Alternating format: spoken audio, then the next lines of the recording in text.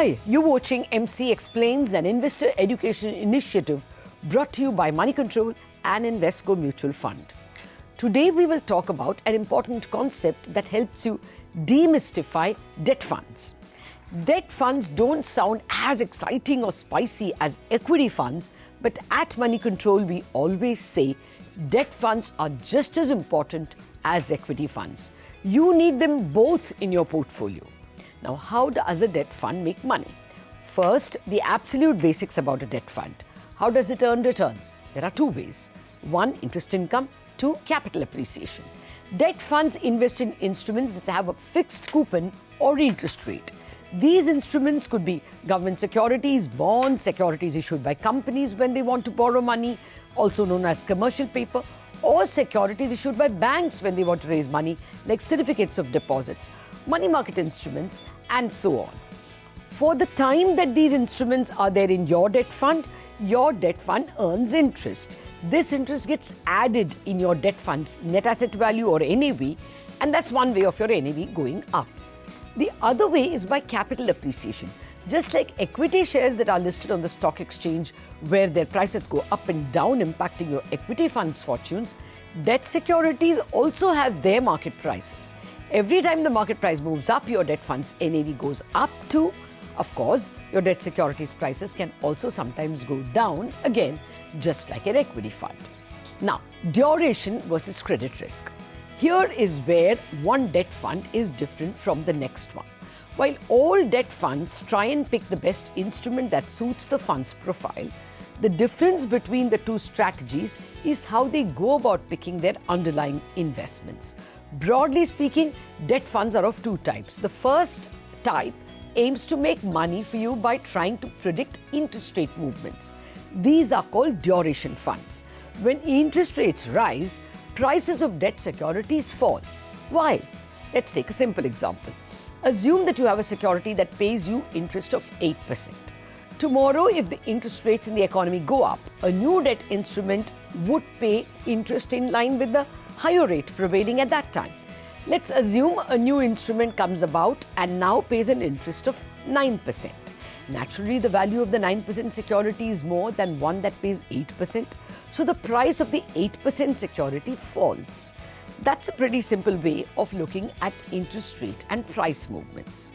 In reality, it's a bit more complex. Yields, or the coupon rate that a debt instrument carries in context to its market price, also go up and down depending on economic conditions, liquidity in the banking system, and so on.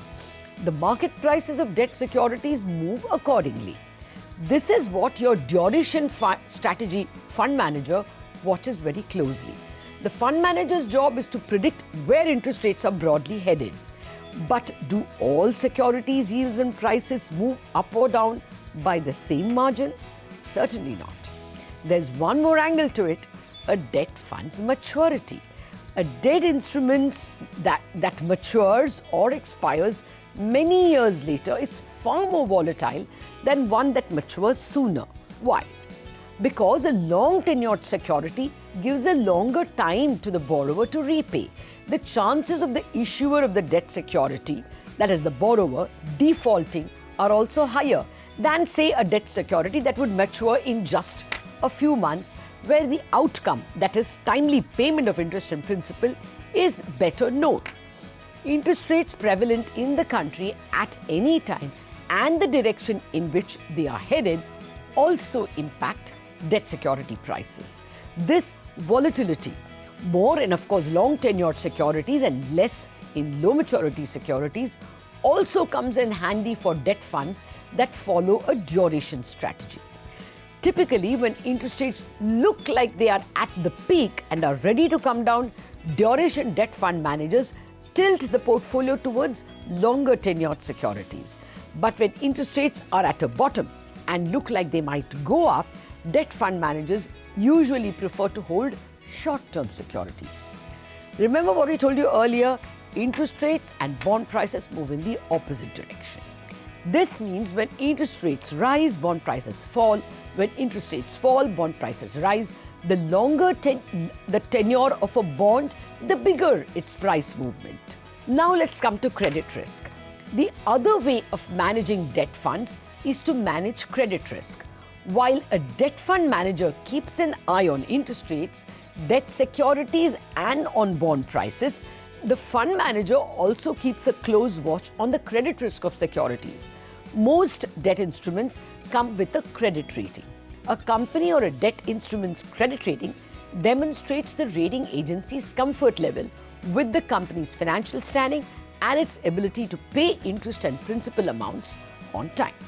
The higher the credit rating, the better the security. But there is a flip side to a higher rated security. They offer lower yields. That's simple to understand. A lower rated security is not that attractive. For it to become attractive and the issuer to attract lenders who will buy and invest in the security, there needs to be a bait. This bait comes in the form of a higher coupon or interest rate. So, lower rated securities give higher returns than high rated securities. But lower rated securities are also less liquid. If economic conditions take a bad turn, debt markets can become highly illiquid, like what happened at the start of 2020 when COVID-19 struck. This is called credit risk.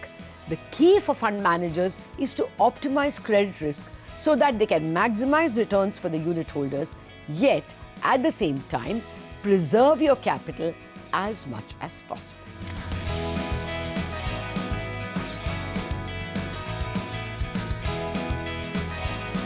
Mutual fund investments are subject to market risks. Read all scheme-related documents carefully.